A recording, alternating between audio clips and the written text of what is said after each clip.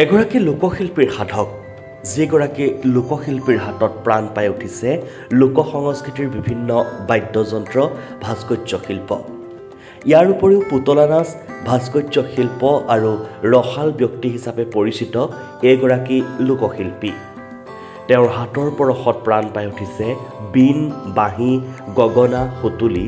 মোহৰ শিঙৰ পেঁপা আদি বিভিন্ন বাদ্যযন্ত্ৰৰ লগতে ডক্টৰ ভূপেন হাজৰিকা জ্যোতিপ্ৰসাদ আগৰৱালা মহাত্মা গান্ধীৰ আদিৰ মহান ব্যক্তিসকলৰ ভাস্কৰ্য মূৰ্তি তেওঁৰ হাতৰ পৰশত প্ৰাণ পাই উঠিছে বিপুৰীয়া সমষ্টিৰ কাছিকটা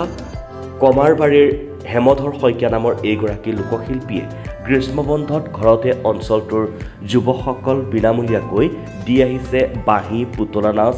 মুখা আৰু বিভিন্ন বাদ্যযন্ত্ৰৰ প্ৰশিক্ষণ অসমৰ বিভিন্ন ঠাইত এইগৰাকী লোকশিল্পীয়ে সমাদৰ বুটলিবলৈ সক্ষম হৈছে যদিও আজি পৰ্যন্ত এইগৰাকী শিল্পীয়ে লাভ কৰিবলৈ সক্ষম হোৱা নাই শিল্পী পেঞ্চন সুদীৰ্ঘ সময় এখন ভেঞ্চাৰ স্কুলত শিক্ষকতা কৰি মাত্ৰ 10টা বছৰ কাৰ্যকালত অৱসৰ গ্ৰহণ কৰিলেও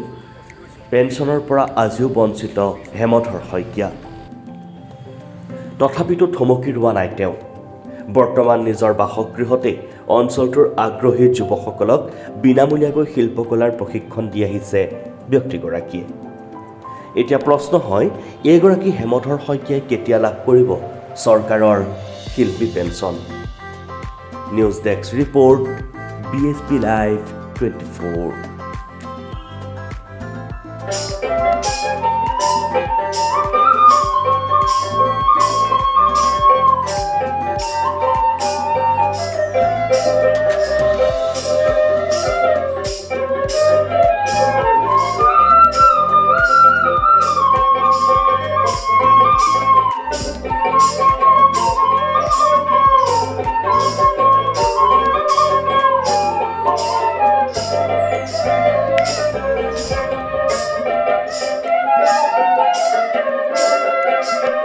মোৰ প্ৰথমে অনুভৱ আহিছিলে মই যোৱা বছৰ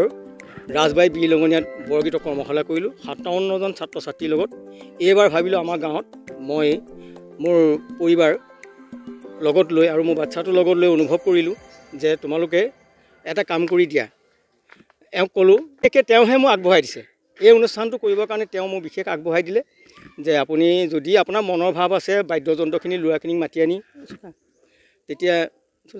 তেতিয়া তেওঁক লাগে সোধাত তেওঁ উত্তৰটো মোক দিলে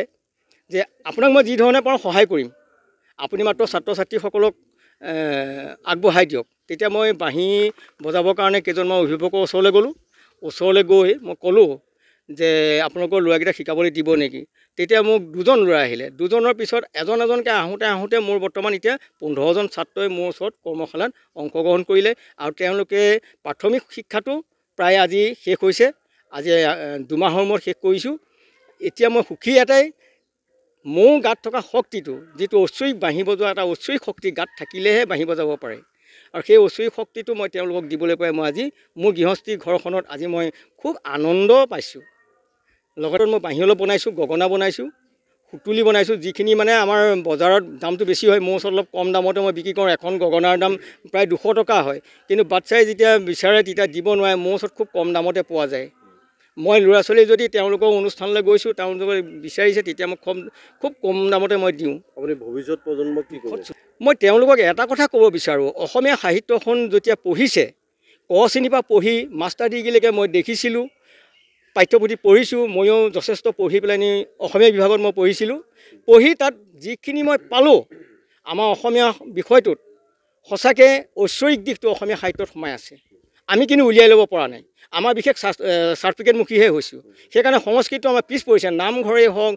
যি অনুষ্ঠানেই নহওক বিহু অনুষ্ঠানেই হওক কেইজনমান ব্যক্তিৰ মাজতে আবদ্ধ হৈ থাকে আমাক প্ৰত্যেকৰ গাতে সংস্কৃতিৰ দিশটো থাকিব লাগে যিহেতু আমি অসমীয়া ক শ্ৰেণীৰ পৰা পঢ়ি গৈছোঁ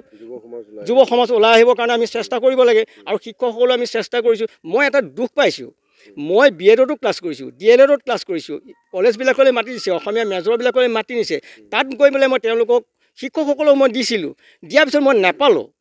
স্কুলবিলাকত গৈ নাপালোঁ কলেজত গৈ নাপালোঁ নোপোৱাত মই কি কৰিলোঁ এতিয়া পুনৰ আকৌ মই স্কুলে গৈ তেওঁলোকক এই বিষয়বিলাকৰ ওপৰত আকৃষ্ট কৰাই সংস্কৃতি আগবঢ়াই নিবৰ কাৰণে অসমীয়া বিষয়টো মই চেষ্টা কৰিছোঁ।